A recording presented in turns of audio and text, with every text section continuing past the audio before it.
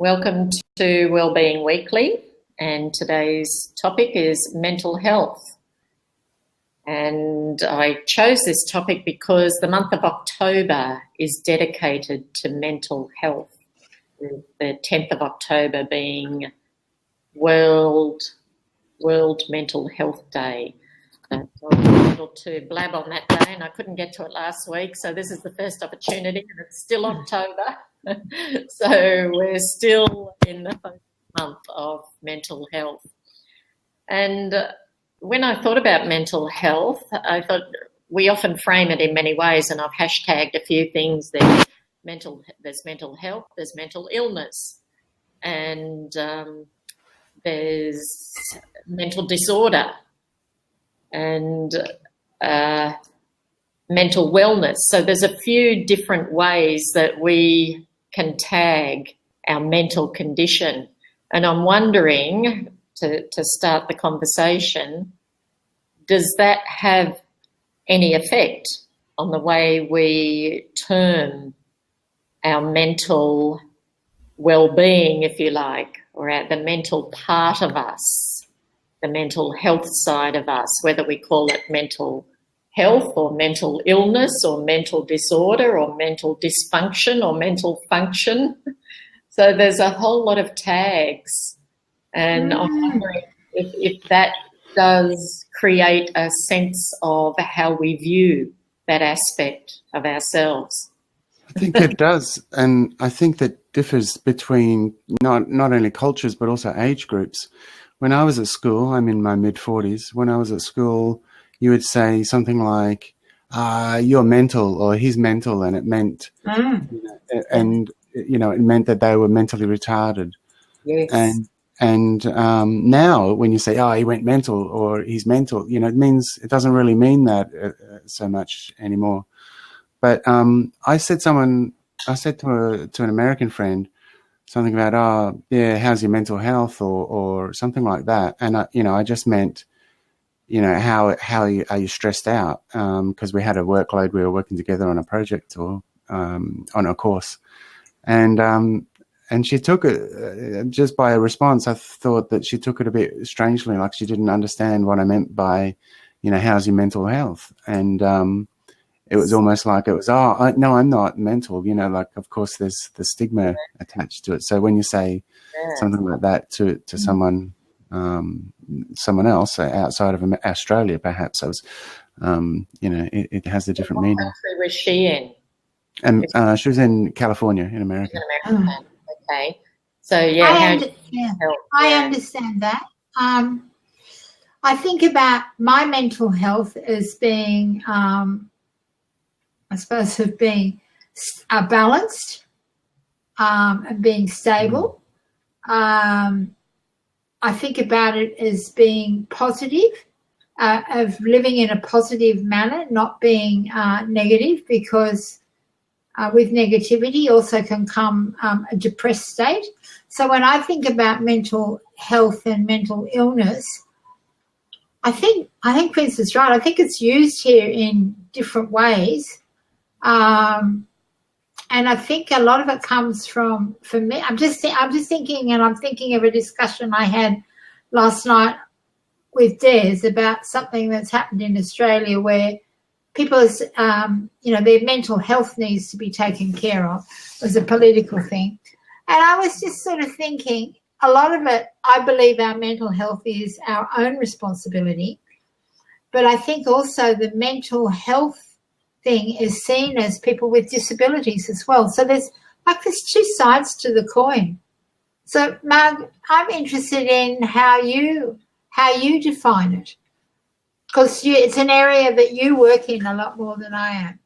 Yeah. Well, I regard it as a part of our whole body. In the same way that there's the physical part, there's the mental part. And it's like when Vin had asked that question, how's your mental health? I can see that most people, in my opinion, would take some offence at that. Yeah. Because it does imply in our social context, that I think that you have some sort of mental condition, or there's something that's going on that is not totally healthy. There might be some dysfunction. But if we, sorry, go on. I was just going to say, if we just swap the word instead of mental, say physical, and how's your physical health? Yeah. It could also be a little bit insulting, perhaps, if the person was feeling out of fitness or overweight or. Yeah. But I think that mental, the word mental, you referred to it as in a difference in generations, perhaps, or in age groupings. I actually think it might be historic more so than applicable to particular age groupings. I think the history of mental health has been, whenever the word mental has been used, it is applied in a lunatic way. There were mental asylums. You only ever heard of someone who was mental if they were a bit nutty. They were in the asylum. That's right. Yeah. That's right, and I think that's right, and I think that's that was what I probably saw as growing up, having had direct family experience of a family member being in a psychiatric ward, which is what they're called now rather than the mental institutions, I suppose. I probably have a very different view of it and I have a different view because I used to work with kids with disability. So I was working with, I suppose, some children also who had mental illness. Yeah. Okay. It's a really interesting topic, Mark. Yeah. And it's not one, I thought, I've really meant to be writing a blog post. I thought, I'll just come and pop in and say hi. But it's actually very interesting. Glad you did. Hi, Catherine. Welcome. Hello there. Hi, Catherine. Hi. Where are you from? I am from California, but I live in North Dakota. Oh, right. Okay. So how long have you been in North Dakota? Well, it's been about 2 years. Okay. Okay. And what do you do there? My family and I are launching a business in the next 2 to 3 months, and we help people that are actually suffering from mental illness or depression walk in their purpose, building their own businesses, helping them to become entrepreneurs and work with what it is that's going on. And just having suffered from clinical depression after my best friend is murdered, I realized that the things that I'd once done before became much more challenging. Not impossible, but much more challenging. And I needed to learn how to navigate in a different way. And rather than feeling debilitated or bound by, I guess you would call it the episodes, to find ways to leverage them to my benefit and to allow myself grace in the times that I really needed to be kind and gentle to myself in order to get through maybe some dark, more difficult periods without feeling more defeated or putting unrealistic expectations on myself that may have, there was a new norm for me, and I had to adjust to that new norm. Yeah. And so trying to help people to adjust to whatever circumstances that they're dealing with in a healthy way, the complete package, though, from the mental health perspective of taking care of the nutrition and the sleep and the activities and the spiritual well-being, all of the pillars, the 4 pillars to mental health. Well, thank you so much for popping in. Did you get into this field as a result of that experience that you said with your friend's murder? Yes. Or were you, you weren't in this area before that? No, and I had been a successful entrepreneur. I had launched 2 very successful businesses, And it was at this time where I just pretty much just went into a really, really dark place, and my whole world stopped. And I had gone from feeling like a very strong, empowered person, as a mom of 6 kids and having had this business and all of these things going, just all of the things that we'd been told through the media and through just society, those things that you hear in regards to mental illness or depression or all of these things that are in such a negative light, or you were talking about previously, the mental part of it, people that have snapped, people that are just mentally unstable and not wanting to identify with that, not wanting to be labeled, not wanting to be categorized, not wanting to, I guess also being very worried that if I identify with this, it sticks with me for the rest of my life. And what is that going to look like? How is that going to limit me? Not understanding that I still have control.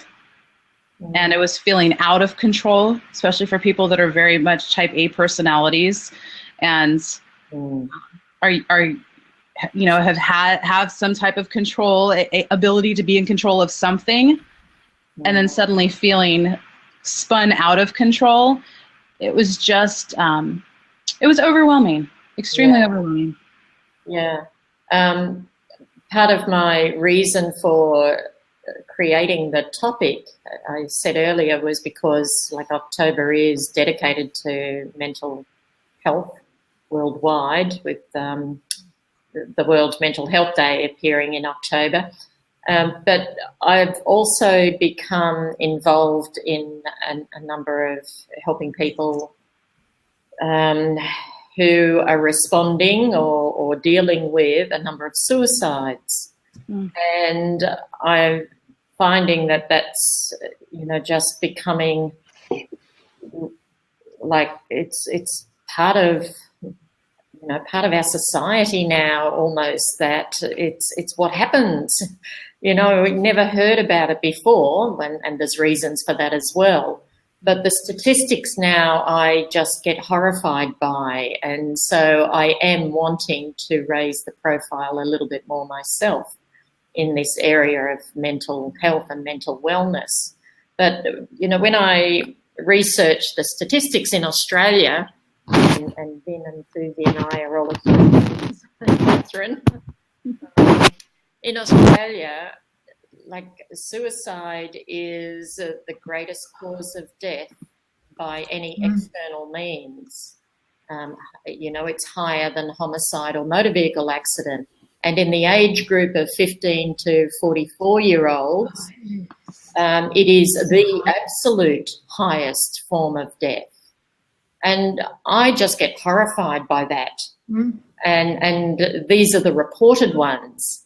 We can only imagine that there's a certain amount of unreported as well, perhaps, that are not disclosed for various reasons, and there are many remote parts in Australia that not all information is made available because of the remoteness of places.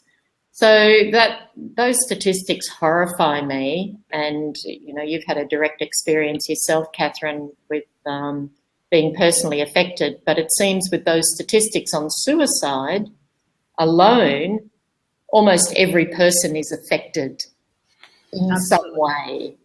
Either a loved one or someone who's known to them. Now, to me, that's that's not okay. Right, and then what's leading to the suicide is people that are dealing with mental illness or depression, because they have this feeling of hopelessness. And like you said, it does affect everybody, because I know that in my family that it affected my husband, it affected my children, it affected my marriage, it affected every aspect of my life. And had I succumbed to that, if I had not had the team in place, there's so many people out there that do not have the resources. They do not have a team. They do not have somebody advocating for them. They do not, it's overwhelming to think about how many people did not have someone at the end of that tunnel saying, you know, I'm here to help you. Yeah, absolutely. I think that's why Lifeline and those services are in so much demand, I think, here. Is that right? Yeah. Lifeline and, you know, men's health, because many of these suicides are men, but it's not only, you know, there are women. Right. And, you know, a friend of mine recently committed suicide. So it's not men, you know, alone. Right. So it is rather frightening, I feel, and it is finding ways. And the opening question that you perhaps missed, Catherine, was, does it make a difference in how we term this mental capacity of ourselves, whether it's mental health, mental wellness, mental illness, mental dysfunction, mental disorder? What are your thoughts on that? Well, I think that the reason that we have such a stigma is because, as I've caught the very tail end, like, of what you were saying when I was coming in, with the mental illness, that is such an umbrella term, and especially here, we've had a lot of very high-profile, violent crimes that have taken place, and what ends up in the media, what ends up as the focus, is the person was dealing with mental illness.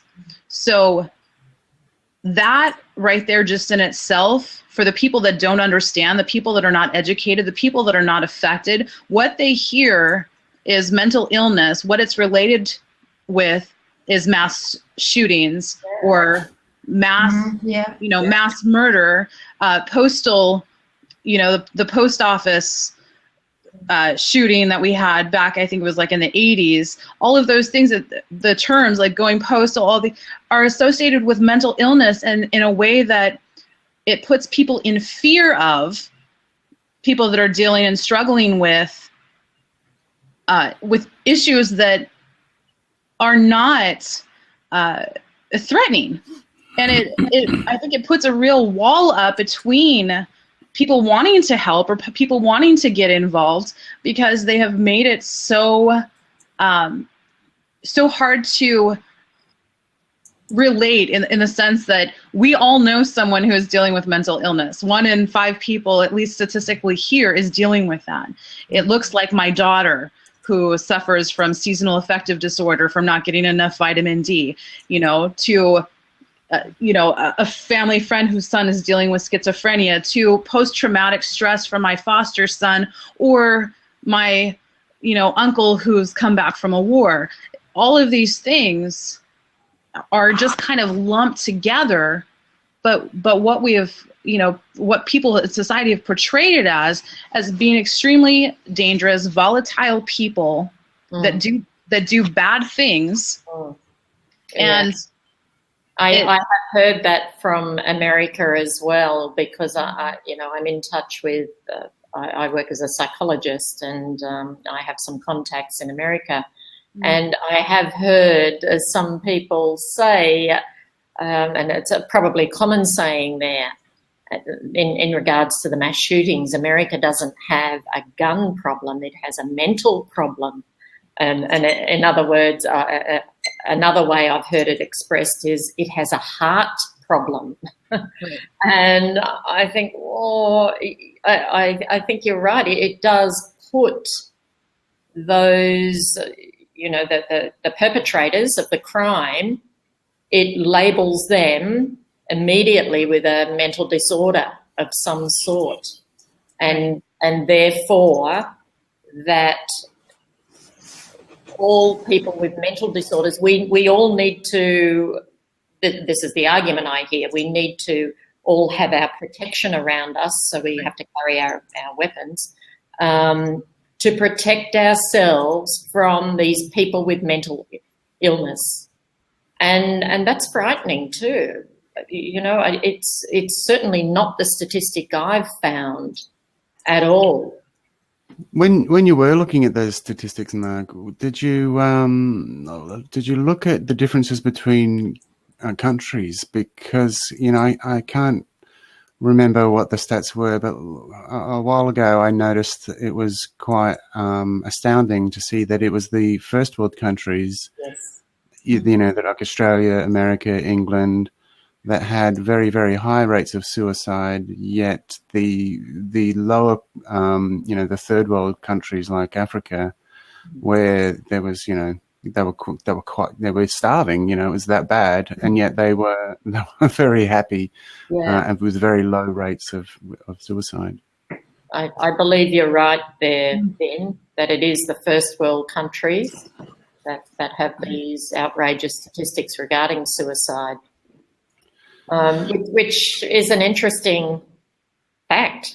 It's an interesting statistic. I also have a thought on that. I'm just wondering where in some of the third world countries, they also have, not all of them, but a lot of them have a stronger spiritual base than I believe Australia has. I sort of, my first reference point is somewhere like Bali. It's the first place I went out of Australia, and I was 21, 22 or something. And I was so taken with this religion, this Hindu religion they had there, that was, everything was integrated. It wasn't separate. It wasn't like, whereas I'd sort of been brought up, really, I suppose. Yes, I went to Sunday school and I went to scripture classes and I went to church on it. But it was, for me, I think it was separate. It wasn't integrated into the whole life. For my mother it was, but for me it was then, it wasn't part of my whole life. Whereas now, my partner, who calls me an eclectic sort of person, where I collect different aspects of spirituality from everywhere, but it's very much now part of my system. But what I find is with a lot of people who, younger people that I know who struggle when something goes wrong, they have nothing to fall back on. There's no inner belief, there's no inner strength. And I'm wondering whether that has some sort of effect on what is happening, that it's the outside world that is, they're always looking for something new and they don't focus on what's going on inside. Yeah. Getting back to the terminology, I likened it before to physical. If we could just swap out the words mental with physical.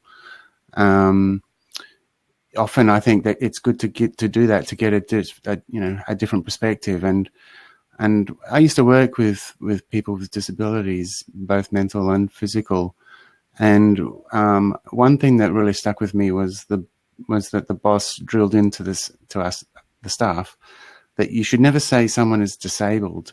It's much better to say that they have disabilities, because then, to say that they're disabled means you can't do it. Whereas if you say that they have a disability, it's more like a little hurdle that they have to overcome. And we all have a disability of some sort. Even if it's as simple or as subtle as a lack of motivation or something. I mean, that's something that's going to hinder you and that you have to overcome. So, I wonder if we could also talk about mental illness or mental well-being in terms that are more positive by saying that it's not, you're not mentally retarded, which is a term we don't use anymore. You have a mental issue, perhaps, is what we say these days.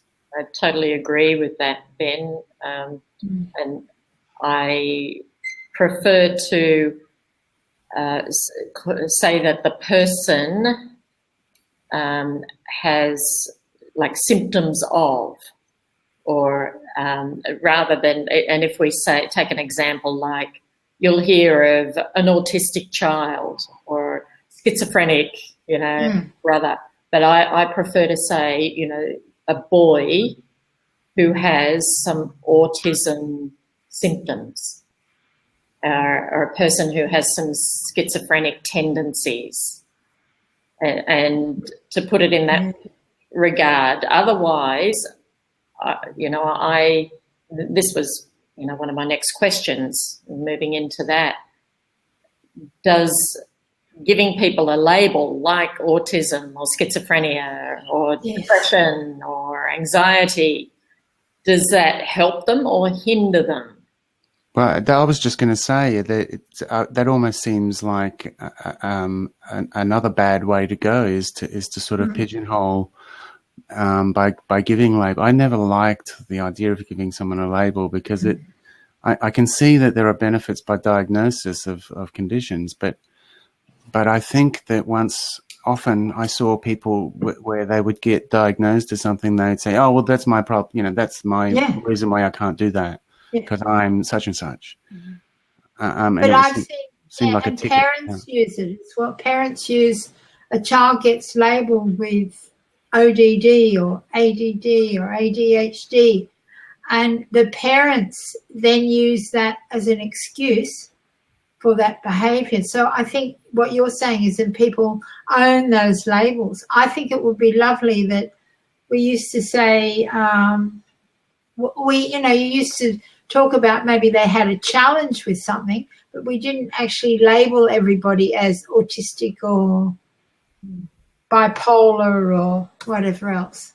Yeah, I think it does. I think people begin to own those labels, and then it's harder for them to break the pattern back to so-called normality, whatever normality is. Well, I think part of the labels is there's an aspect of that's education, because if I tell someone that I have like tendencies, let's say, as far as low energy, or I have I don't know, problems with eating, that could be an array of things. And if I really want to squash the stigma of depression or mental illness or depression or any of those things, I have to educate people. And I feel like that there's that aspect of it that for me personally, it doesn't bother me saying I suffer from depression, or I have depression, depending on where I'm at in that space, where I am, in my progress or whatever. But and the reason for that is because I want people to understand what that looks like, and it also, I think, helps me find my tribe as far as other people that have been given a diagnosis and they may have some self-limiting beliefs. And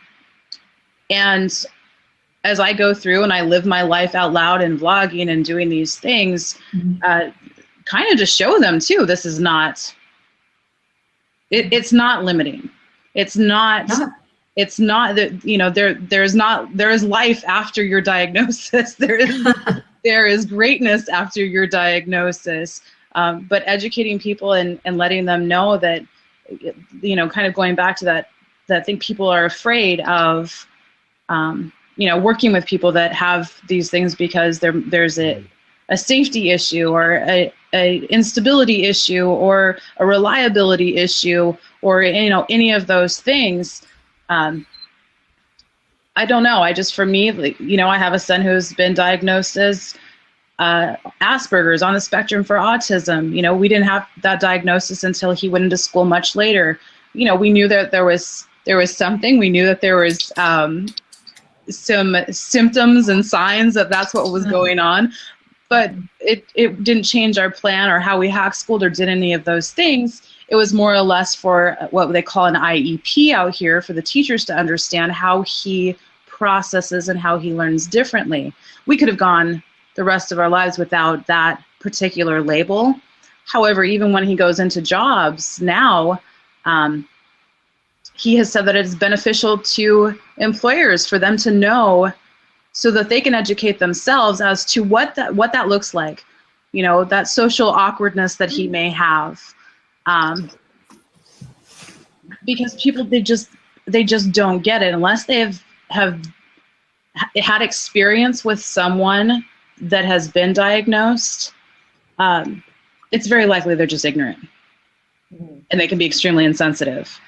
And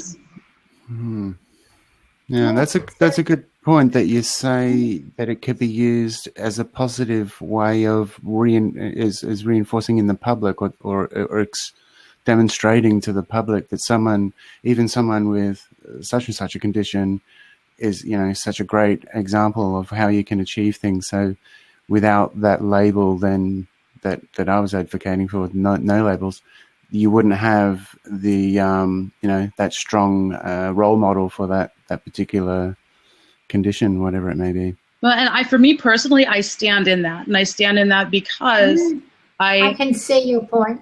Yeah, because I have so many people that say, I'm watching you do this, and I never would have guessed that, and it's like, oh, and you were gone. I figured no, let me really be honest with you. Let me be authentic. Let me be transparent. I was gone because I was dealing with my depression, and what that looks like is, lots of low energy, and rather than beat myself up, I'm going to take that time to myself to do the things that I need to do. And this is what that looks like. This is what those steps look like for me. And this is what helps me in that time.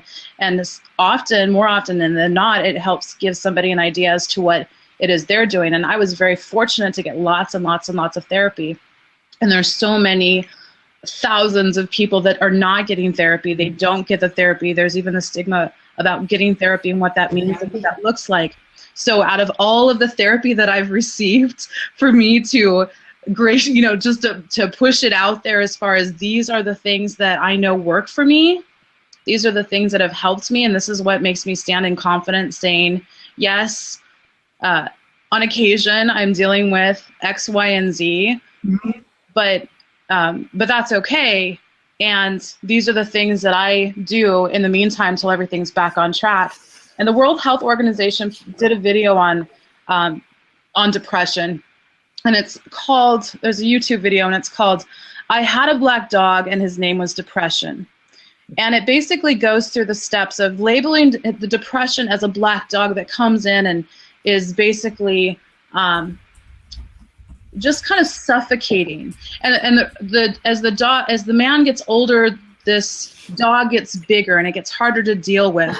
And it goes through this progression, and it's a beautiful illustration as to what somebody who is dealing with depression or has dealt with depression looks like. And my children have watched it just to kind of give them an illustration as to this is what I go through. And also because in our family, it's something that my mother's dealt with and her mother dealt with. And I want to come in with my children and say, you may not deal with this. You may deal with this.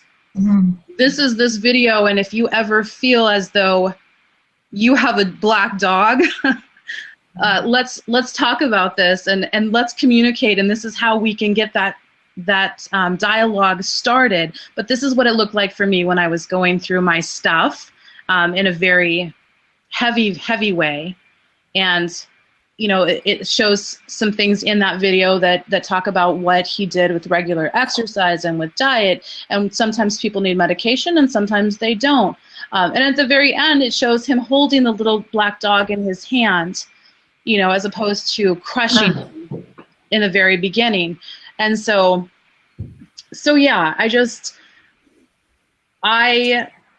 it was kind of like a promise that I made to myself that I was not going to run away and hide from this experience, that I was going to take the experience that I had, that I was going to learn from it, that I was going to educate others, and that I was going to be empowered rather than debilitated in it, and help as many people as I could. So I don't know if that's wise, or if that might put too much pressure on me as I continue to go through, I'd like to think is recovery. I don't know.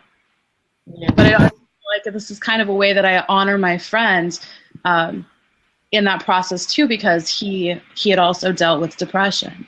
So that's a beautiful testament to, I think so. Yeah. His life. Well, there's so many more of us, and that's the thing is, as far as building your tribe, it's unfortunate that so many people are dealing with depression, but how wonderful is it that there are so many of us out here that are connecting, and that are sharing and educating and learning and growing and finding better ways to communicate these things and to see like what works and how, as we go out into the world, the impact that that we can make. Yeah. It's amazing. I think if we, coming back to the labels, I think it's a double-edged coin, a two-sided coin.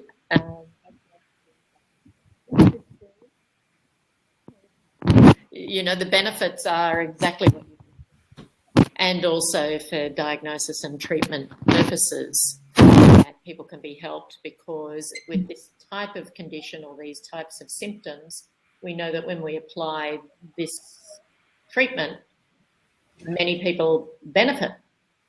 So there's an asset, and a real benefit from having the descriptive label, I suppose, from the diagnosis and treatment point of view, but also from the education and people understanding more and at home with others with types of condition to what they have.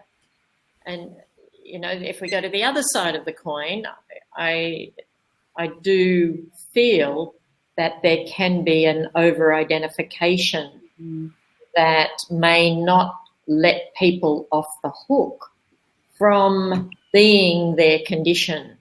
And so if I have,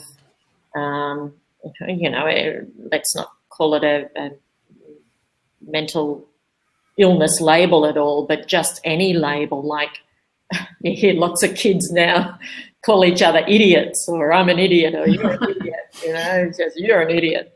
And if they do something, yeah, I'm an idiot. Well, guess what their behaviour looks like? When people identify with I'm an idiot, their behaviour actually looks like that as well. And, coming from, teacher's background as well, we would see that in the classroom, the kids that did identify themselves as being, I'm just the class clown, or I'm, this person, well, their behaviour actually matched it, whatever label they gave themselves. So if we, it doesn't matter what the label is, if we over-identify with that label, I do think that it's hard to get away from it. It's hard to be a different person then. That's the two sides, if you like, the pros and the cons. Flipping back to the cultural things, I'm a little bit, I'm very interested in the cultural differences of everything, but there is a big difference in the cultural differences between America and Australia, I've noticed, where Americans will be quite comfortable, surprisingly, in saying that they have they went to their psychiatrist, or they have but yes, but absolutely. in Australia you would never hear an Australian male admit that. If Really? No. No. And I'm shocked. No, and it's you would never, very American you thing. not only hear it, you would probably never ever, it would never happen. A male wouldn't, I wouldn't say never, but it's very unlikely for a male in Australia to seek help with any kind of mental illness, which is a very big problem. Yeah. And also, I think I'm just thinking of somebody I know who had a lot of therapy. They will confide in somebody maybe who is very close to them, but it wouldn't be something that they would talk about, like friends of mine in America would openly, years ago, also talk about going to their therapist or going, weekly therapy or something. No, it's with pride. It's, yeah. Well, and I think there's two sides to that. I think that there's one group that may flaunt that as more of a status thing, that they can afford a therapist, and it would. Oh, true. That's it right. makes me think of like Southern California, Los Angeles. You have a wealth of problems, so you have a team of people to help put you back together again. Well, that is so true. I heard somebody last week on Blab, that I've been doing a lot of Blabs with, talk about going to their therapist. Yeah, like it's just a normal thing. I regard it. It sounds to me like a personal trainer almost. And some of it is I mean, for me personally, that's just kind of an essential essential part of my life in the same way that I, would go to church. I go to a therapist. I, go to the gym. It's one of those places that's an essential for optimal health. And I think that's,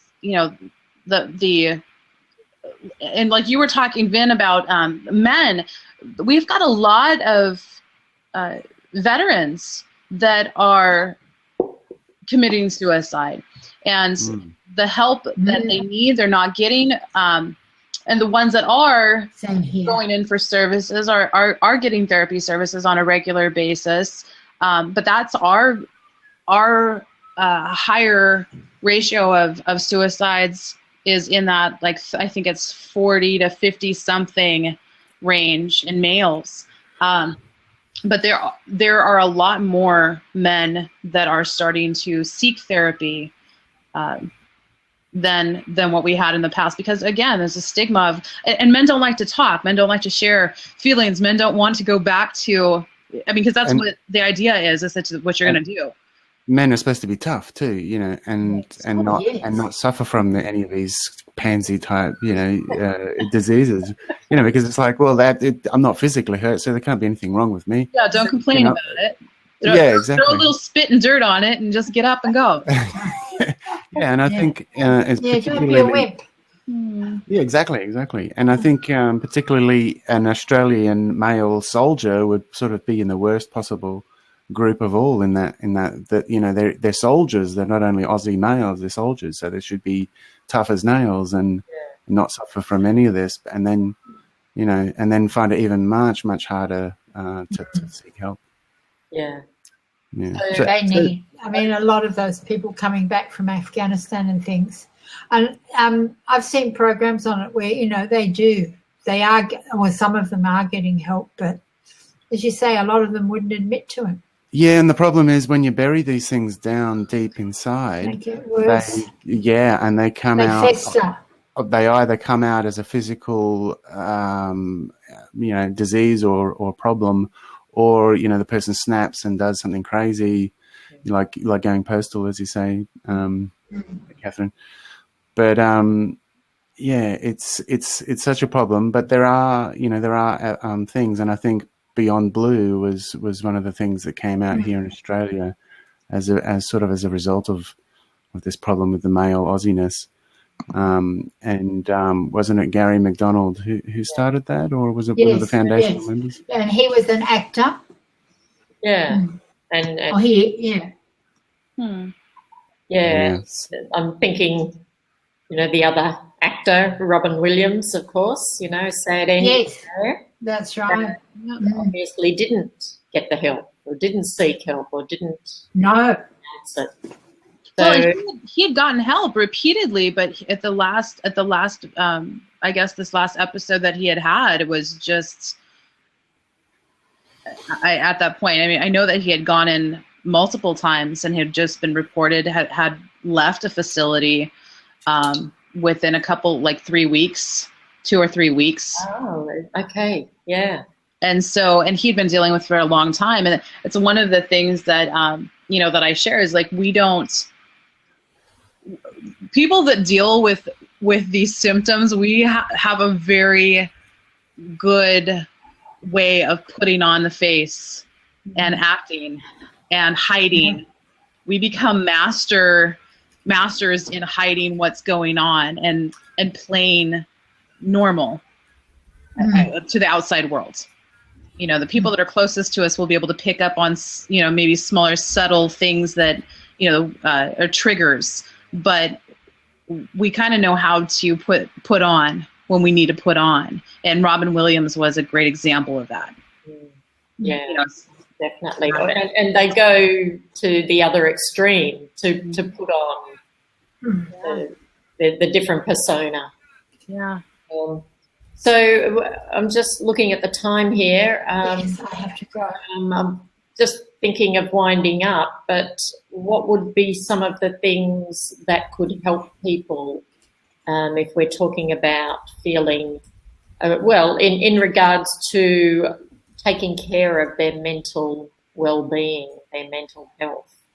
What are some of the things that we can finish off with to leave with people to assist them? Being that we're on, I'm sorry, Vin, go ahead. No, you go. I was saying, being that we're on social media right now at this point, one of the biggest things that I know for myself is a problem that a lot of people that are dealing with these things deal with also is insomnia. And one of the issues that I know that was present for me, I would go to the computer. I would go for entertainment. I would go for research. I would go for, all of these things. And what I wasn't realizing was that having this artificial light in my face was affecting my melatonin levels, which also you're dealing with your serotonin and your dopamine and all of these things, and all of these things that are getting out of whack are even further perpetuating these symptoms that I'm having, because if I can't sleep, my mental health suffers for it. And if my mental health suffers for it, then that throws out of whack the way that I'm eating. And if the way that I'm eating and I then feel further bad, then I feel bad about, getting the exercise because I'm too tired. And so something just as simple as monitoring the amount of time that we spend online, not just for the melatonin, but also in the world of Facebook and Twitter and comparison, and how we like to compare what other people's shiny lives look like next to whatever we were going with internally. Danger. That's so funny, because I was going to say something almost identical to that. But I was, but no, social, I call it social media fatigue. It's a real thing. And I think in this day and age, we're all doing so many different social networks, not just Facebook or one or two. So I have found personally, because I've had to do social media not only for my own business, but I've been employed to do it for other businesses all at the same time. And you just flit about, skate across the top. You're doing tiny little things all the time, and it physically changes your brain, and you get into these habits, and it can be very fatiguing, very stressful. And I was suffering quite badly because I wasn't getting a break. And so, it's really, really easy just to set a timer, and there's little free apps that you can get to do that. Where every 10 minutes of the hour at least, just get up and walk outside and just take a few deep breaths. And it's as simple as that. You don't even have to do anything. You don't have to exercise. You don't have to meditate. Just go outside and take some deep breaths and come back in, and just do that, once every hour for 5 or 10 minutes. And if you do nothing more, that will really reduce your stress levels. Oh, and I've also posted some phone numbers down there for Beyond Blue and Lifeline. I'm wishing I had them, so I'm so pleased to have them. These labs get posted on my webpage afterwards. People can locate them, so if they're viewing them, they'll get all the information. So, Susie, what are your... Well, mine goes back to, I suppose, which is my main thing is taking some time to really, I suppose it's called me time, but it somehow is taking a little bit of time every day that's just for you, so that you get back in touch with who you are. Because my experience is I'm just thinking of my niece, is she really had no love for herself. So if we can give ourselves even 5 minutes a day that is just for us, and to focus on even, I don't know, the good old Louise Hay thing, which is so hard, I know, for people, but to stand there in front of the mirror and say, I love you, Susie, I really love you. Because when we begin to hear that inside, I believe we begin to make a shift. Well, thank you. That's so important, and it's top of my list. I've just got a few things on a list because I'm ahead of you guys. I actually wrote a blog on it. Right, okay. So I went to my blog and pulled out the list. So I'm just going to run it on the list so that anyone who views this can get some tips, all the tips that I came up with anyway in my blog, plus the ones you've all offered, which is fantastic. And the top of my list was practice self-care daily. Yeah. The next one, learn ways to reduce stress. The next one, develop a work-life balance. And the next one, don't try to tough things out on your, and this has come out in conversation, don't try to tough things out on your own. Things generally don't fix themselves. Develop a sense of belonging. Mm-hmm. Identify your purpose in life. Yes. That's a good one. Why do you get out? That's a great. Connect with family, friends, and community. And my last one, and my whole blog was on this, identify your mental health buddies. Mm-hmm. And to do that in a time of wellness, when you're feeling in a good place, because if we don't have it organised ahead of time, we're probably not going to pick up the phone and say, I need you right now, and I need some time with you, or I need to just come around and, spill the beans or whatever. So it's in a time when you're feeling good to identify these people. And I thought that was crucial, because it's people that, and this was raised earlier in the conversation too, that people that don't, I think, Catherine, you said it, that don't have all these supports, all these people in place, these networks, that got no one to actually turn to. But if we think about it in our good time, like that can seem like that for all of us, I think, when we're in that deep, dark hole. I've got no one who'd understand. This is too bad, I'm just going to do myself in, or whatever, when those really dark thoughts come, it may seem that you are all alone, that there is no one. But if you've identified some mental health buddies, one person ahead of that time, you at least know, and checked in with them. Hey, is it all right? Are you my mental health buddy? So that was my whole blog. Yeah. And I thought that was really, really important, because I think that's what is missing, that we need to really tag someone that doesn't mind hearing the worst of us. Well, and I'm sorry. Important, yes. No, that's fine. I think that's really, I was thinking having a friend who's on Skype, or you can just pick up the phone and call, is really important. Well, and I know for myself that in the time that I was, working through recovery and wanting to not, or just to be mindful of the triggers, is I wrote out myself a manual. Every husband wishes they had one for their wife. Right? Can you publish it?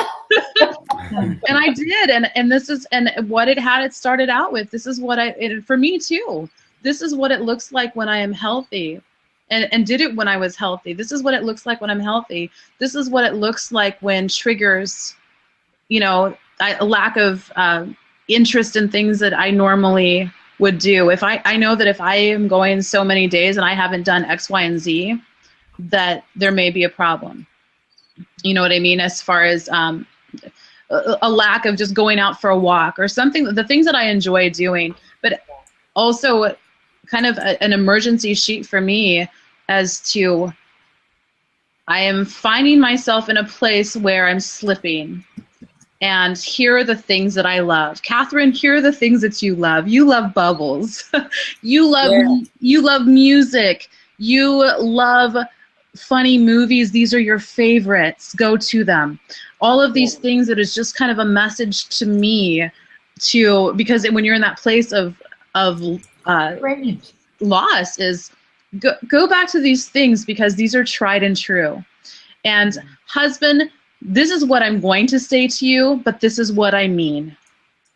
And to the people that are really close to you, to be very honest and vulnerable and transparent, I may say this, but this is what I'm really saying. And there's like certain words, especially in recovery, that we say, fine. You know, if I answer fine, you guys all know what that stands for, right? F up, insecure, erotic, and emotional. You know, so if I respond fine, someone who's close to me that knows that terminology knows I'm not fine. I'm struggling. But to have those key words or to have that dialogue with your people that are going to be there for you so that you can, even if it's hard for you to be transparent and honest, that you've already established ahead of time a set of kind of guidelines or trigger words or things that are going to cue them in on what it really is. Because when we're in that time and we are desperate and we're feeling hopeless and we do reach out, what we're saying is, you know, I have just this much hope and this much energy to reach out to you. And what it is that we throw out there may be very little. If we are able to give them that very little. I have to go. Oh, I don't. I do what. Okay, Susie, thanks for joining us. My pleasure. Yeah. Thank you. It's been a fantastic conversation. See you next flat. But yeah, just to say, like, you know, with my husband, and if he asks, and I just say, you know, it's a Black Dog Day, that speaks volumes. It speaks huge, huge, huge, but it's just, it may be all I can get out. Yeah. It's such a great idea. Yes. It's really, really useful, I think, or would be. I think this is such a great topic. I think this is something that's so needed. I'm glad that I stumbled upon you guys. Oh, so glad you stumbled upon us. So before we do close, how can people find you, Catherine? What, you know, a little bit about yourself and your website, or? I'm on Twitter right now. My website is in the works. Everything's under my name, Catherine Zupan, except on Periscope, where I go by the Honey Badger. And I do Periscopes pretty much every single day, sharing mental health, wellness, time management, Periscope 101, teaching people how to use it, and tips on social media, how to leverage social media to walk in their purpose as they're, you know, navigating through their symptoms or their diagnosis, I guess you would say. Yeah, fantastic. That's such a great service for people. And Vin, if you just want to put your details or note them. Yes, I am Vin from Vintuitive, and that's where you can find me everywhere online, on Twitter and everywhere else, vintuitive.com. And have a look at my live streaming page, vintuitive.com/live streaming. And you can contact me through the website if you need to. So, thanks for having me, Margaret. This has been a fantastic conversation. It's great that you could turn up, Catherine. It wouldn't have been the same without you. Well, thank you. This is my first lab, you guys. This is. Oh, wow. Oh, wow. That's right. You chose this one. Thank you so much. Good. And just signing off, I'm Margaret Lambert, psychologist, author, and speaker.